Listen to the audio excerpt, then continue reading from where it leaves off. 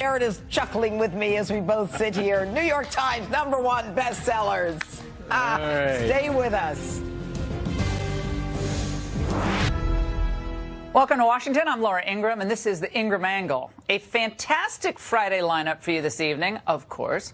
The culture wars are back on, and ahead we're going to discuss rapper Kanye West's late-night defense of his pro-Trump views.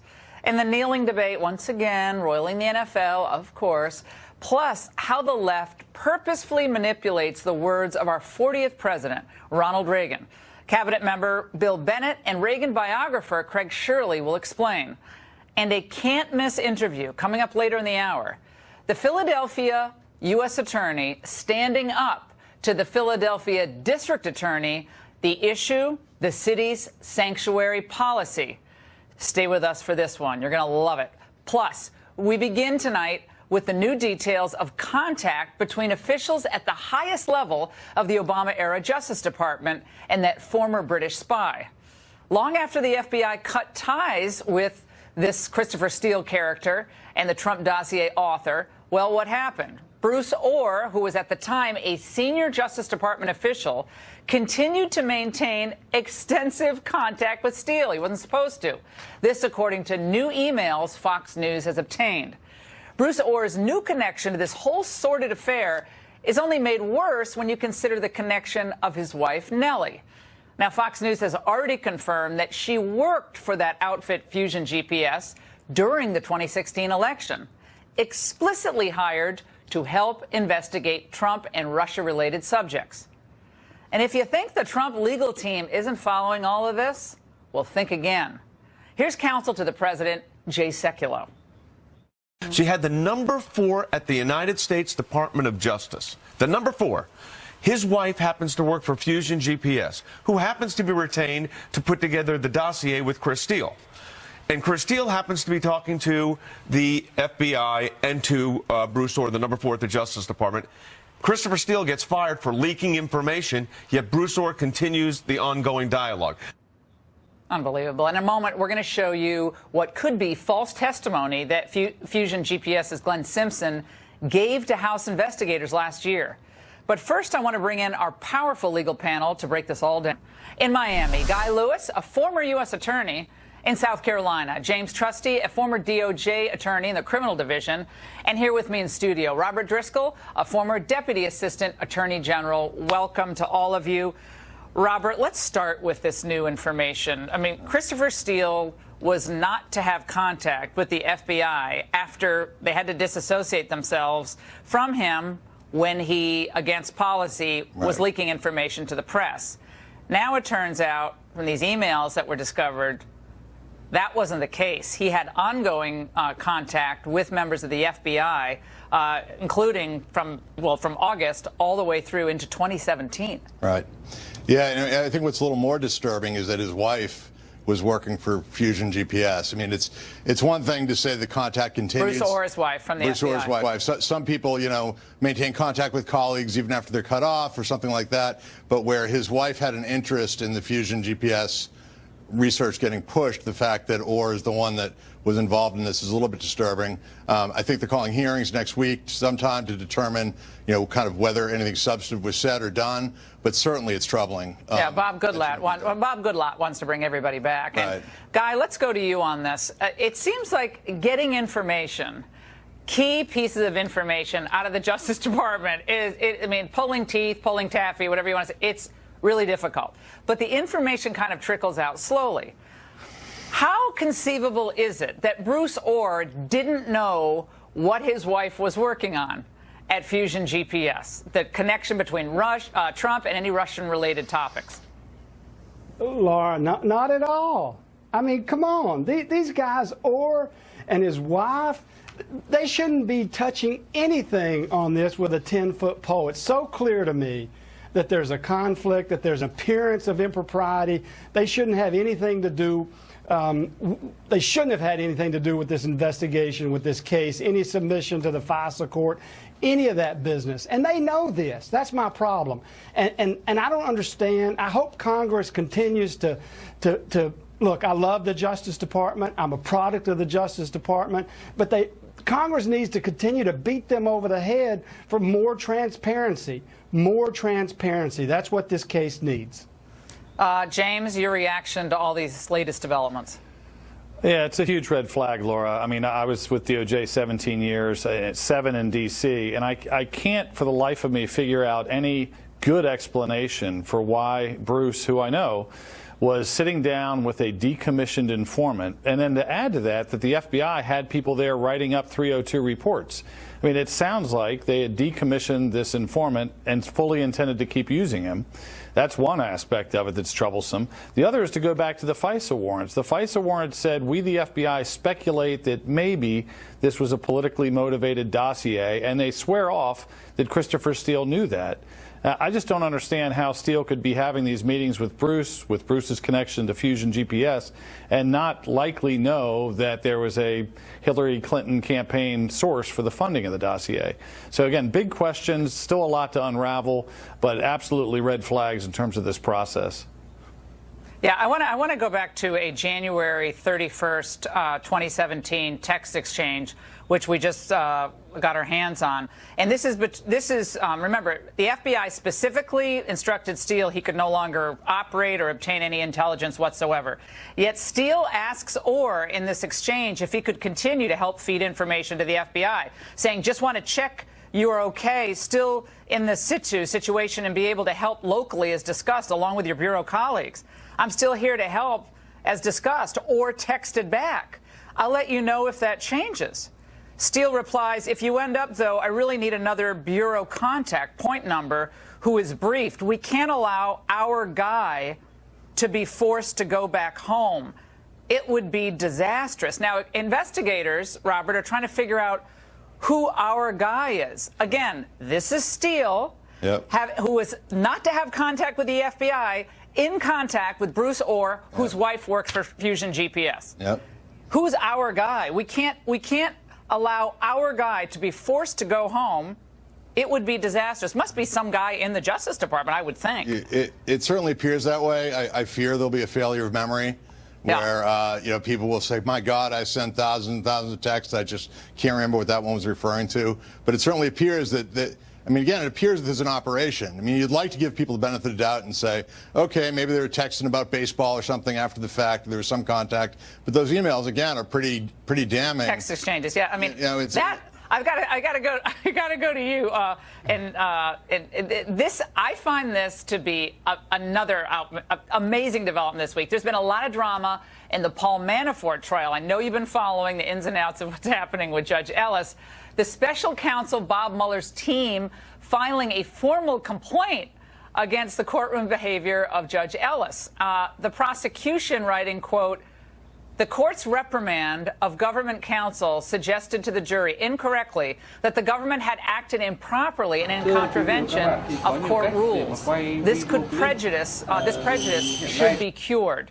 Let's go to you guy about this. I mean, I've known Judge Ellis just casually. I mean, he's a cantankerous, kind of old-style judge. But there seems to be a real effort, in my view, to kind of smear him now because he's been tough on the Mueller team. What's your take here? No, I agree, Laura. Look, you clerked for the Second Circuit. You clerked for Justice Thomas. You do not, prosecutors, you don't win fights with federal judges. And you don't try to pick fights with federal judges. Look, I don't mind that the prosecutors are being aggressive, that they're standing up for their position. I don't know if I would have filed something like that and instead probably would have asked for a sidebar and said, hey, Judge, you know, you told the jury, you said something yesterday. I'm not sure it was correct. Could you remind the jury that what you say is not evidence and you don't have an opinion in this case? That's probably how I would have handled it as the prosecutor. James, one of the uncomfortable exchanges, and there are many during the past few days, I'm sorry, but some of it is just entertaining. Let's just say that. There's one point where Judge Ellis thinks that Greg Andres, who, of course, is one of the lawyers for Mueller, is not looking at him. And so the judge says, I'm here, Mr. Andres. Is like, I'm here from the bench. Andres says, I'm sorry, Judge, I'm listening. And Ellis says, I know, but when you look down, it's as if to say, you know, That's BS. I don't want to listen to you anymore from you. Andres says, Judge, you continue to interpret our reactions in some way. We don't do that to you, and we're not being disrespectful in any way. Ellis says, all right, then look at me. And he kind of, I mean, James, he kind of apologized, I guess, was it yesterday, for his saying, you know, well, things get kind of out of hand, I guess. But what do you make of all this? It's just this kind of normal back and forth. I mean, I certainly, when I was pressing cases, I would not have taken the judge to task for reprimanding, not in the way they did, but they kind of feel like they have, you know, they have a head of steam against the judge. Well, they've had a tough go at it. He's been very intrusive. He's been very opinionated. I mean, it's starting to sound like he's going to send Greg to bed with no dinner at this point. But the bottom line is, you know, you have to keep in mind procedurally, if you're a defense attorney and you're getting kind of heckled from the bench during the trial, you actually have a remedy someday. You take it up to a higher court and you say, we didn't get a fair trial because he was making me look like an idiot in front of the jury. If you're a prosecutor and the case goes on and gets to be an acquittal, then you had no recourse. You can't go back and say we got an unfair trial. So your recourse is either you take it or you file something or find some way to address it with the court. And I think they just hit a critical mass where they say we're just going to have to take this on more publicly, not a sidebar, tell the judge, hey, here's a couple of instances where you're demonstratively wrong, which he was, and try to get him to kind of step back a little bit. So it's a tough spot for a litigant to be in, but I'm not really critical of the fact they filed a motion because it's now or never. I mean, didn't he kind of make that poor Greg Andres cry? I mean, I'm sorry, but you have to have your big boy pants on when you're before Judge Ellis. He's a tough judge. Also, another thing that happened today, and Robert, I want to get your take on this. There was a mysterious recess this morning at about, I think it was like 10:50 or so. Right. They had like a sidebar. Then it was a recess. No one. It was not explained. Yep. Then they re-adjourned after 2. Yep. And then they started talking about how Rick Gates took out a loan, I guess, for $200,000 for, you know, sports tickets. Right. I mean, is that normal to have you start in the morning, you have a recess for 4 hours, and you come back? Maybe Ellis just wanted to cool things down. It's just speculation because we don't know. But what I've heard around the courthouse, it may have been a jury issue. Yeah. Because when he left, he didn't. It was under seal. He didn't go back. He didn't go back to chambers. He went in the direction of the jury room. He didn't go out the chambers door. He went in the same direction as the jury box. Or the jury room. So there may have been a jury issue that he was talking to them about. Either someone read a newspaper or someone, you know what I mean? But it's under seal, so we don't know. So we don't know. But of course, I'm watching it like minute by minute what's happening. Right. People are doing a great job of blogging about this. I was like, wait a second, it stopped. I need this to keep going on. It's very, I wish it was in the courtroom. It's actually really fascinating. All right, finally, guys, I want to get everyone's thoughts on whether President Trump will actually finally sit down for an interview with Mueller's team or whether Mueller will have to issue a subpoena and everything that entails. Let's go to you, Robert, on this. Oh, sorry, Robert. I want to go to James. I just went to you. James, go ahead. All right. Well, and look, I don't think Mueller himself feels like he has that strong a hand to issue a subpoena here, or at least to get the kind of compliance he wants. Why? There's a lot of layers of why the president shouldn't have to face a subpoena while in office. But, you know, executive privilege kicks in. And frankly, the fact that they've called the president a subject makes it very tough for me to understand how they could ask questions about obstruction, because the obstruction angle is purely target. So I think what they're looking at is, what are our chances if we actually subpoena him? We are going to get a motion to quash. What's it going to read like? And I think a motion to quash filed by the White House would be pretty damning and pretty powerful in terms of addressing everything they want to complain about when it comes to the Mueller probe, up until, you know, calling him a subject but treating him like a target. Guy, is there any way that the special counsel will accept the terms that Trump's legal team offered? Laura, not in a million years. The president will never sit down voluntarily and speak to these guys. He'd be crazy to. The special counsel, I think Bob is tough as a nail. He's hard as a rock. He'll issue the grand jury subpoena, and then they'll file their motion to quash, and it'll make its way up through the Supreme Court. Well, we're going to have you guys back a lot when that happens, because that's going to go on for some time. Fantastic conversation, guys. Thank you so much. Have a great weekend. And if you heard heads exploding across Hollywood last night, there's one good reason. Kanye West just doubled down on his support. As a musician, African-American, guy out in Hollywood, all these different things, you know, everyone around me tried to pick my candidate for me. And then told me every time I said I like Trump that I couldn't say it out loud or my career would be over. I'd get kicked out the black community because blacks we're supposed to have a monolithic thought. We can only be Democrats and all. What it represented to me is not about policies, and because I'm not a politician like that, but it represented overcoming fear and doing what you felt, no matter what anyone said, and saying, you can't bully me. Liberals can't bully me. News can't bully me. The hip-hop community, they can't bully me. Remarks from Kanye West on Jimmy Kimmel last night are giving a new bout of agita to liberals and Hollywood. The rapper, of course, sparked a meltdown among the left earlier this year after proclaiming his support for President Trump. And clearly he's got no plans to stop fighting against the anti-Trump groupthink and, as he said, the bullying of the entertainment industry. Joining us now to analyze all this is radio talk show host Kevin Jackson, and Eric Johnson is a civil rights attorney. Eric, let's start with you. Kanye West, okay. I mean, he's an interesting cat, interesting character.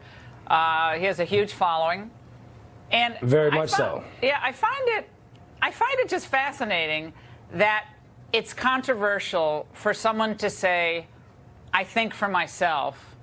You won't put words in my mouth. You won't tell me what to believe or for whom to vote. I'm my own person. Somehow that's a point of controversy in the groupthink that is the entertainment industry today. And I think he's just smashing the stereotype, and I think it's freaking people out. Your reaction?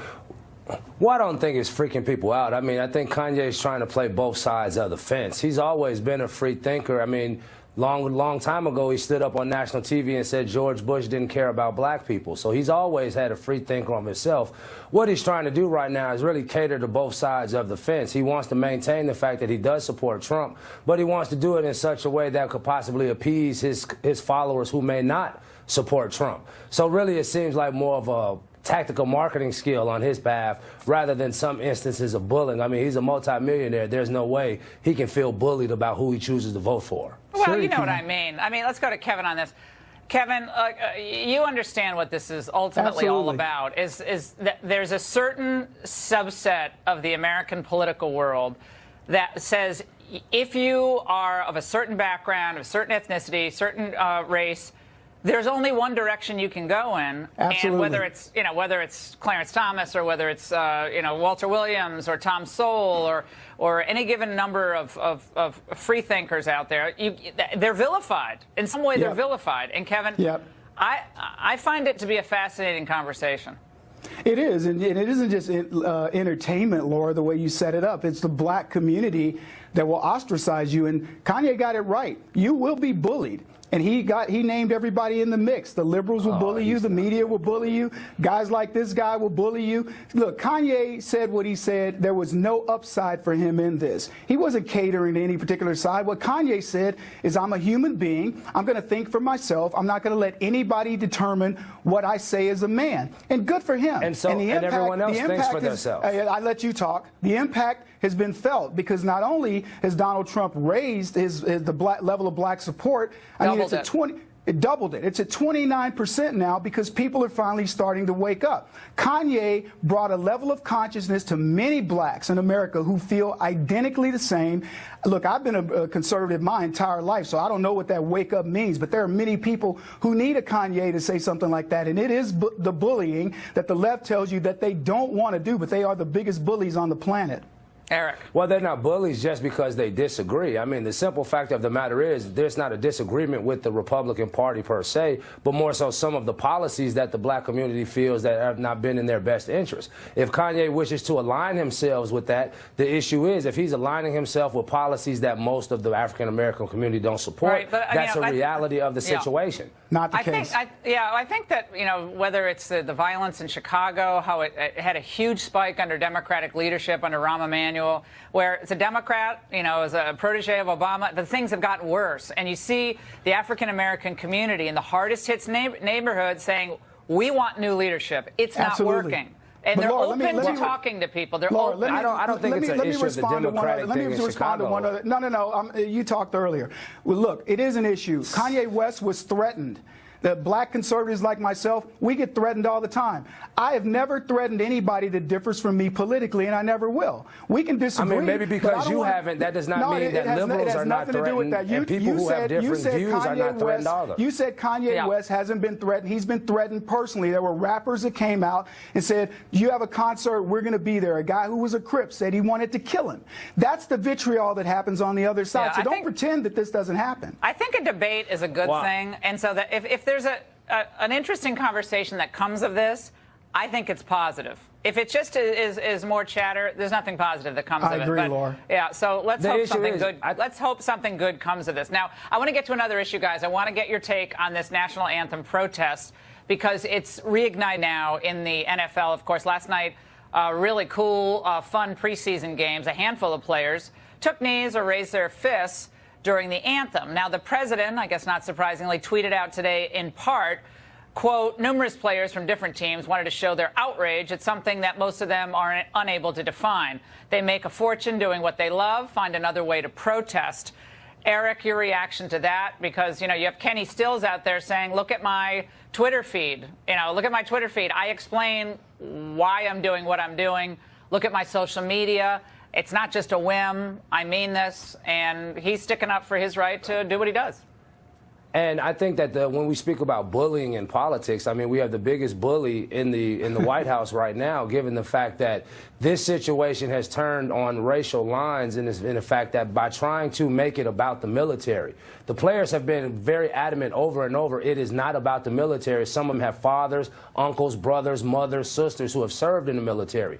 It is about bringing attention to the racial injustices that have been systematically done by the police and other instruments of government in this case. Now, I do agree that there may be a need for their method of protest to transform to a more economic and more political base, similar to what we just saw happen in St. Louis, where the prosecutor was defeated by a Democratic, more progressive opponent. Maybe some of these athletes should now take their protests to the polling places to draw people out to vote out some of these people, the prosecutors, the district attorneys, the people, the judges. I think Kevin, hold on. Actually protesting against. Eric, I think what people, no one says people don't have the right. They have the right to do whatever they want, say whatever they want. First Amendment, cool, more speech is better. All that's fine.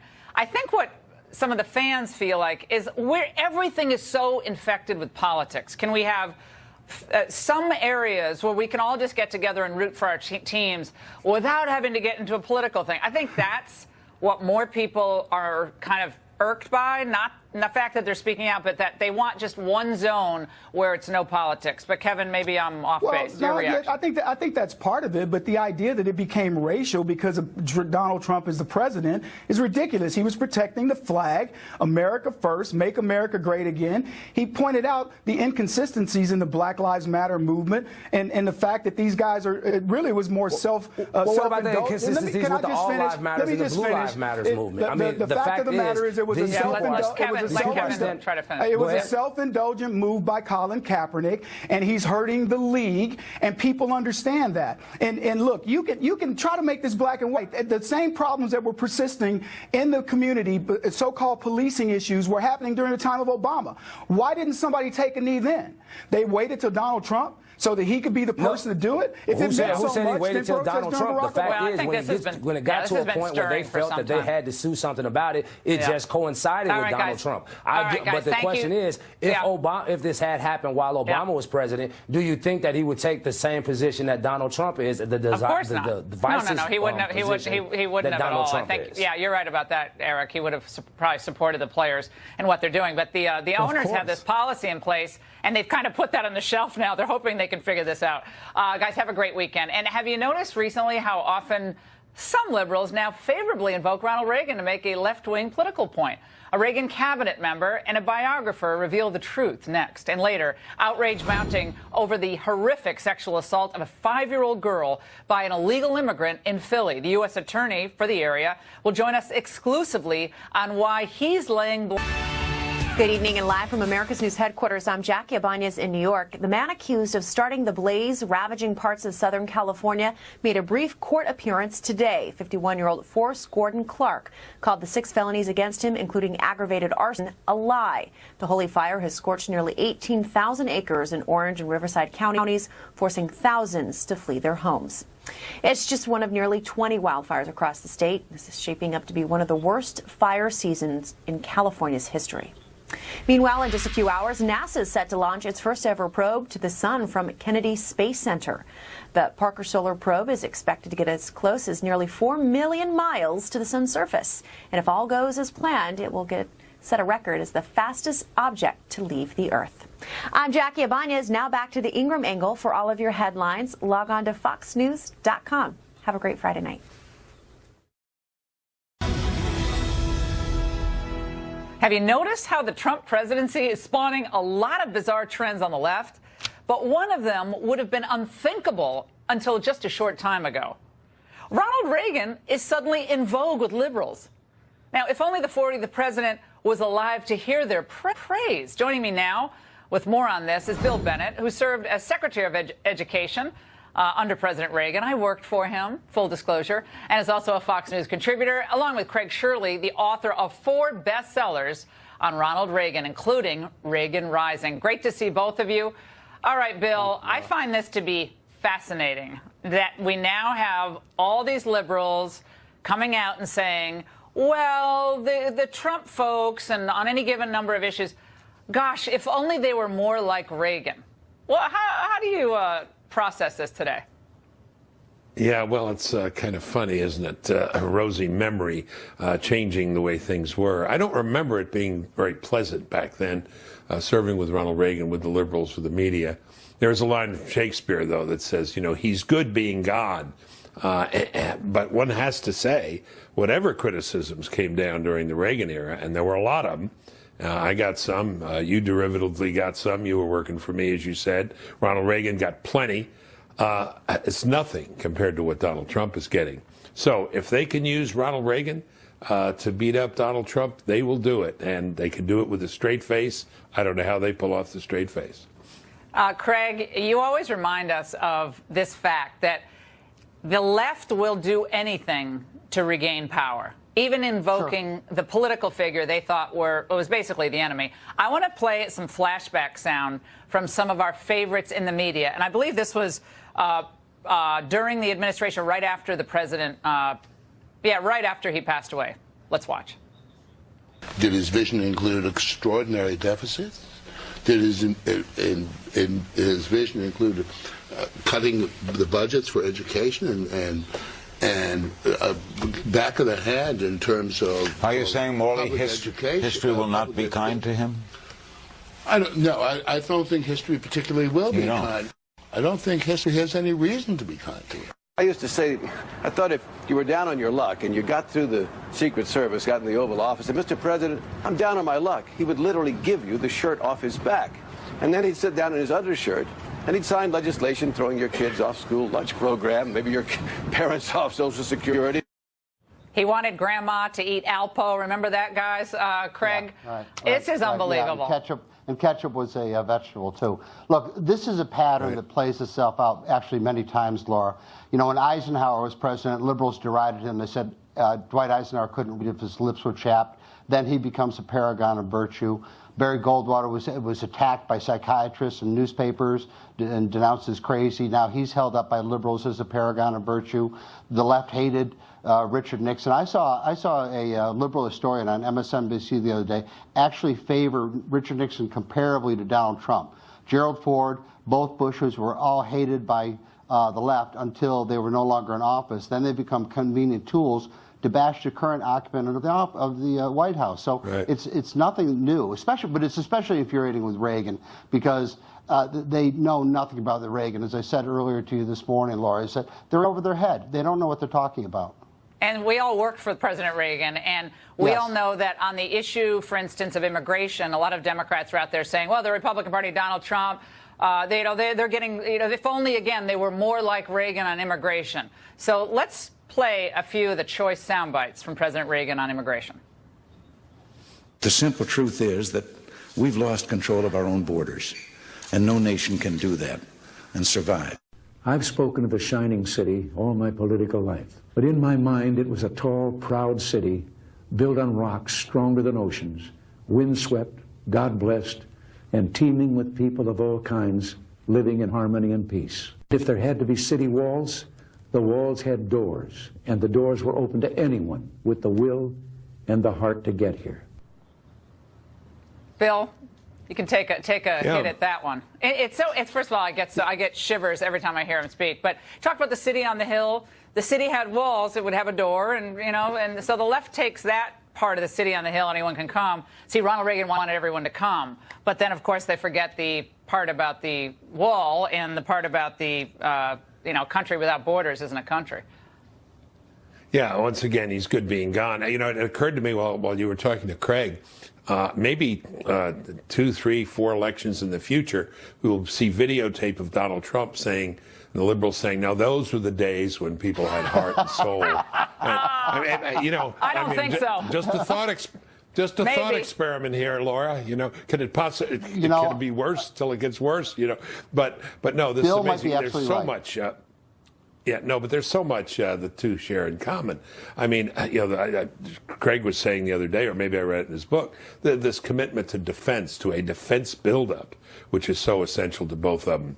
The focus on a wall. Reagan wanted to tear one down, the right one, and Trump wants to build one up, and that's the right one too. But they're very different personalities, and yet very much going in the same direction. Seems to be the thing. I think I'd be interested in Craig's opinion on this, having served in the cabinet and proudly for Ronald Reagan. I think this is a more conservative cabinet than Ronald Reagan had. Don't you, Craig? Yeah, I think so. But it's also, don't forget, Bill, is that. The bench, you were a great conservative in the cabinet, and William French Smith, and of course Ed Meese, but the bench was a lot thinner. This is a byproduct of the Reagan presidency, is that there's a lot more talent now to be available for the Trump administration that wasn't available in 1980. Yeah, and think about that. Think of all the people that were waiting in the wings to get appointed to the appellate courts. I mean, all those 50-something-year-olds, late 40s, they were children of the Reagan era, were they not, Bill? I mean, it changed. I mean, I wouldn't be doing what I'm doing. I mean, the left would probably love that if it weren't for Reagan. I mean, if it didn't work for you, I wouldn't be doing any of this. No, the AAA and AA leagues very much highly populated then with the right people. I remember, Laura, at our place. Remember, we got known as Fort Reagan at one point. We had 134 political appointees. And I remember Senator Weicker, who was supposed to be a Republican, said, what are you doing with all these political appointees? And I said, I think we're doing it right. We won. We won the election. And that was a great training camp. And it's interesting to see where a lot of those people have gone. Famous television personalities such as yourself. Right. Well, Bill, they can blame you. They can blame you. All right, guys, thanks so much. And the so-called blue wave for Democrats may already be fizzling out. Why? Well, good old Nancy Pelosi. Details after this. Oh, thanks to Nancy Pelosi, the so-called blue wave may be fading out a little bit. The divisive House Minority Leader is becoming the shining star of the GOP attack ads leading up to the midterms. Here's a little sample. Failed liberal politician Paul Davis is at it again, but this time he's running for Congress, and this time he's not alone. Now Nancy Pelosi and her Washington Democrats are bankrolling his campaign because Davis's record in Topeka is the Pelosi agenda in Washington. A vote for Paul Davis is a vote for Nancy Pelosi. And Democratic House candidates and members apparently smell blood. Dozens of them and counting will not commit or outright they refuse to support Pelosi continuing as the Democrats' House leader. Joining us now to analyze, Fox News contributor Rachel Campos-Duffy and Teslin Figaro, the former National Racial Justice Director for Bernie Sanders. All right, Teslin, let's talk to you. I mean, I think all parties have their person who you kind of want to move on. And it's just the way it is. The Republicans have had the same issue, not so much with Boehner, but the Republicans wanted him to move on, and ultimately he did. What do you see, though, with you have this incredible number of Democrat incumbents? Now it's at 51 who say, will not support her. Well, it's funny you asked me what do I see, because, you know, I feel like I'm a prophet, because on just last week I prophesied that the blue wave would certainly, someone was bound to drown. So just call me Noah, Laura. You know, at the end of the day, people are ready to move on. You know, it's not just Democrats who are also saying they want to get rid of Nancy Pelosi, but also Republicans and independents as well. 3/4 of Americans have polled to say that the time is over for Nancy Pelosi. So, you know, it's really sad, because poor Tim Ryan, when he tried to run against Nancy in 2016, people thought that it was a joke. So we've seen over 20 Democrat leaders say that they were not in support with her in June, and now look at, we're in August, and now it's over 50 who are asking Nancy to move on. So it kind of just reminds me of that old stalker girlfriend that just refuses, you know, to stop calling the phone over and over repeatedly, and just understand that the relationship is over. Okay, Teslin cracks me up. All right, Teslin, I needed to laugh on Friday, and that cracks me up. All right, Rachel, first of all, the Republicans kind of putting all their eggs in the anti-Pelosi basket. I mean, I think they have such a great agenda on the economy, the economic, you know, prosperity, relative peace out there. I mean, the Pelosi thing seems gets a little old for me, but nevertheless, I guess it's kind of good, I guess. But don't both parties have these people who just refuse to move on? Well, you can walk and chew gum. You can tout all the good news that the Republicans and Donald Trump agenda has brought about in their districts, and you can remind voters that, make no mistake, I don't care what those 50 Democrats are saying, if the Democrats take control of Congress, Nancy Pelosi will be the leader of the House. Democrats fall in step all the time, and she will be the leader. And by the way, she embodies everything Middle Americans hate about Washington. She represents San Francisco loony policies that have never worked. And the Republicans are back home. By the way, they're kind of enthusiastic now. I mean, I don't think they were feeling so good a month ago.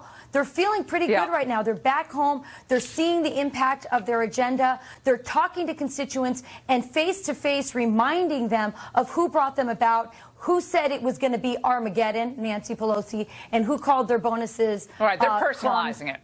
Yeah, they're personalizing it. And they're working hard back in their districts. Yeah, they have to personalize the message. Just like, you know, Obama and the Democrats did, you have to personalize it. Speaking of the Real Clear Politics average, let's put it up on the screen. It's today the Democrats have a 5% advantage, but a month ago they had an 8.2% advantage. Bloomberg opinion headline, by the way, it kind of extends this conversation on this. Pelosi is the wrong target for Democrats. Joe Cunningham saying the Democratic Party needs new leadership now. If elected, I will not vote for Nancy Pelosi as Speaker. Time to move forward and win again. 34 Democratic nominees now say they are neither for nor against Pelosi, but 42 of the party's nominees say they will not support Nancy Pelosi. Well, who has the juice, though, Teslin, to take on Pelosi? Let's say the Democrats are able to pick up all the seats they need to take the majority. You know, you got to have something to beat. You can't beat something with nothing. Who beats Pelosi? Well, you know, it's amazing, you know, that they continue to keep pushing Nancy Pelosi on people, and it's amazing that she won't sit down. You know, a lot has changed in the last 2 years. I really don't know the answer to the question. I would like to see if they would like to support Congresswoman Barbara Lee. They claim to love black girl magic. You know, let's see if they're willing to put someone who's actually African-American female in office. But I guess they will probably be going a stretch. I'm for Maxine Waters. I want Maxine Waters as a Speaker of the House, because I need Auntie Maxine. I think she's kind of fun. I mean, she doesn't like Trump very much, but she makes politics interesting. Okay, we're going to put it very nicely on Friday. All right, we're out of time, guys. Sorry, we're out of time, but we'll continue this conversation on radio next week. Thanks, guys. Have a great weekend. Philadelphia's sanctuary policies are slammed after a 5-year-old girl sexually assaulted by an illegal alien. The U.S. Attorney for Philly says enough is enough. He joins us with his plans to take on Philadelphia's sanctuary city status is under intense fire after the brutal rape of a 5-year-old girl by an illegal immigrant.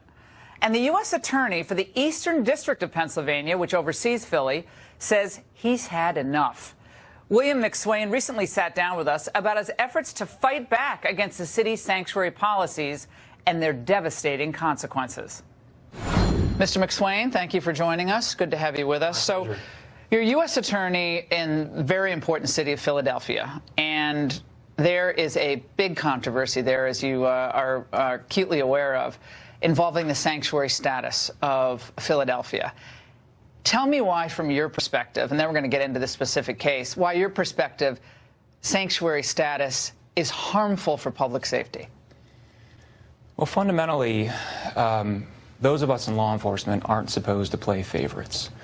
Those of us who are prosecutors aren't supposed to play favorites. That's a fundamental principle because we are supposed to enforce the rule of law, and that means that we're supposed to enforce the law in a fair, nonpartisan manner.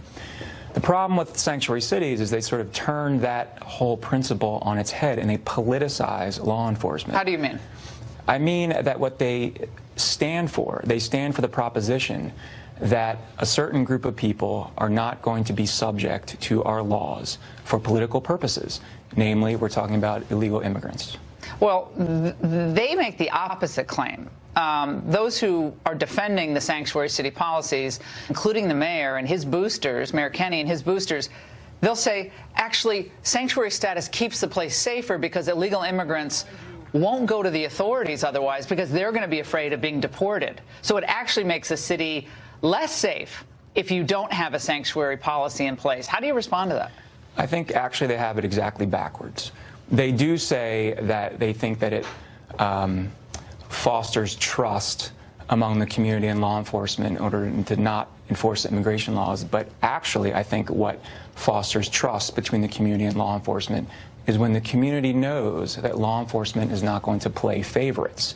If they know that the rule of law is going to be respected, the broader community, therefore, believes that law enforcement is doing their job. So when the proponents of sanctuary cities make that argument that you just articulated, I think they have it exactly backwards. Well, the DA of Philadelphia, Larry Krasner, he is not too pleased with your criticism of the sanctuary city policy.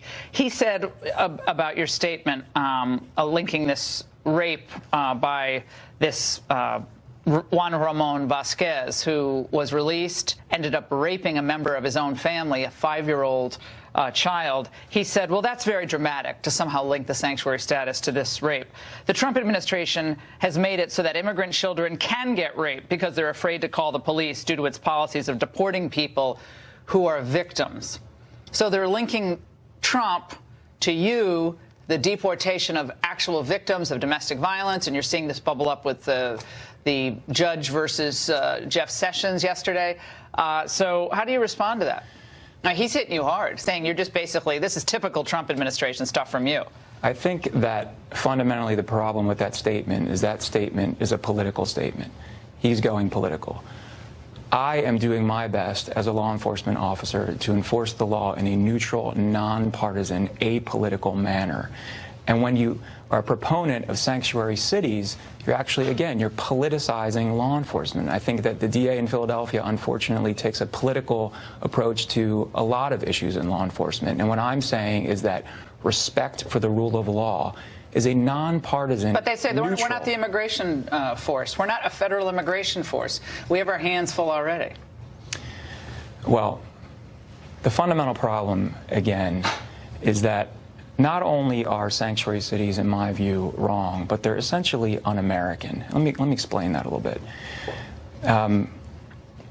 When you come before the law in America, it's not supposed to matter who you are or where you're from, or who your parents are, or the like. Everybody's supposed to be treated equally. So if you politicize the law and you say, we're not going to enforce the law against a certain group of people, we're only going to enforce it against others, you're essentially doing something that I believe is un-American because you're not respecting the rule of law. It's not equal justice under the law. Correct. Juan Ramon Vasquez, let's get back to that case. 2014, he was arrested on an aggravated assault. He was released. He's a legal immigrant. A year and a half later, he was found to have raped a member of his own family, 5-year-old little girl. And then, of course, when he's released in 2014, that was sanctuary city time, and they say, well, making that leap from his release to the rape and sanctuary policies, that's unfair. Do you squarely, obviously it's his fault for doing the rape, he's liable, but did the sanctuary city policy facilitate the rape of this little girl? And not only facilitate it, it's 100% responsible for it, and that is non-controversial. What happened in the timeline was Mr. Vasquez was deported in 2009. He then illegally re-entered the country. He was arrested for assault in 2014, and we placed a detainer on him, which is a request that if he's released from local custody, they give the feds a heads up. We take him into federal custody, and we deport him. Unfortunately, Philadelphia, because they are a sanctuary city, do not respect detainers. So when Mr. Vasquez was released in 2014, we didn't know about it. The Philadelphia prison officials didn't tell us about it, and instead of him coming into federal custody where he would have been deported to Honduras and had no opportunity to commit any further crimes in Philadelphia, instead he went into the community and, as you said, he raped a 5-year-old.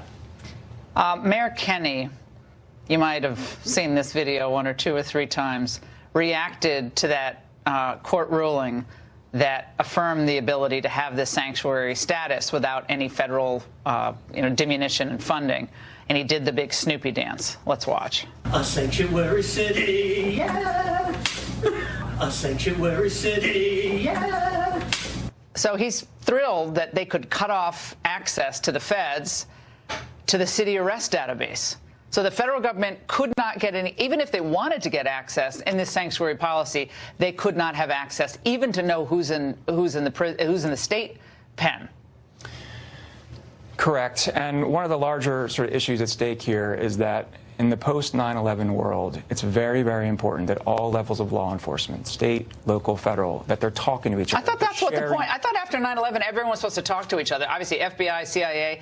But aren't we all supposed to be working together as Americans to keep our communities, our country safe? I really do not understand the sanctuary stuff. I don't. Well, I don't get it. The problem is prior to 9/11, a lot of law enforcement were in silos. They weren't talking to each other. They weren't communicating. We've made a lot of progress since then. And I think that having, for example, a sanctuary city policy where the locals are not communicating with the federal authorities and are, in fact, defying federal law is a step backwards. And we do that at our own peril. Now, you're not a political figure, but you live in Philadelphia. You live in the area.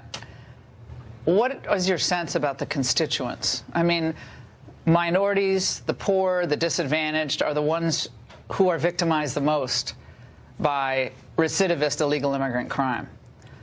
Any sense about how they're feeling about this mayor? Again, I think that what people want is they want to know that their law enforcement officers, whether they're federal or local or state, are enforcing the rule of law in a nonpartisan, fair manner, treating everybody fairly. And it is fundamentally un-American and fundamentally unfair to not enforce the law against an entire population. Any sense about these nationwide injunctions, the sanctuary city defund? You know, that was one federal district court ruling. We have other individual federal district court rulings on immigration.